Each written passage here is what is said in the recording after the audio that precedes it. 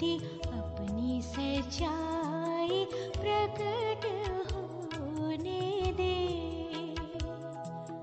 अपनी ज्योति अपनी सच्चाई प्रकट होने दे।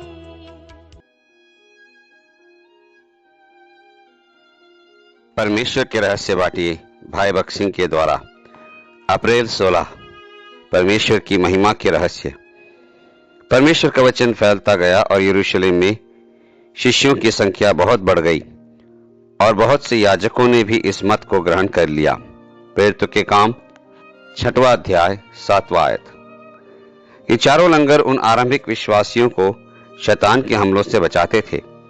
प्रेरितों के काम की पुस्तक में से हम देखते हैं कि विश्वासियों के निराश करने, उन्हें कमजोर करने और प्रभु में उनके विश्वास और आनंद को चुराने के लिए शत्रु एक तूफान की तरह आता है।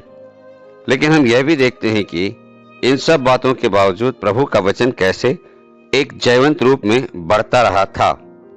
प्रेरितों के काम 12 अध्याय 24 पद। परंतु परमेश्वर का वचन बढ़ता और फैलता और बढ़ता गया। प्रेरितों के काम 13 अध्याय 49 पद। और प्रभु का वचन पूरे क्षेत्र में फैलता चला गया। प्रेरितों के काम 19 अध्याय का 20 पद।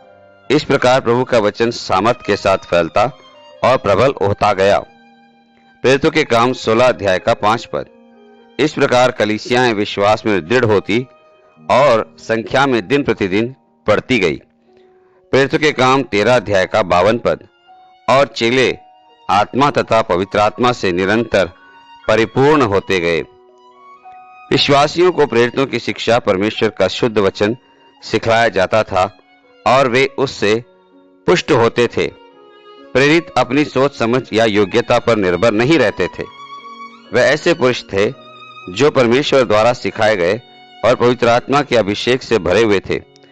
वे पवित्र आत्मा की अगुवाई में परमेश्वर का शुद्ध मिलावट रहित वचन सिखाते थे। वे सहभागिता में बढ़ रहे थे। वे जो कुछ प्रभु से पाते थे उसे आपस में एक दूसरे के साथ बांटने के लिए अक्सर मिलते रहते थे।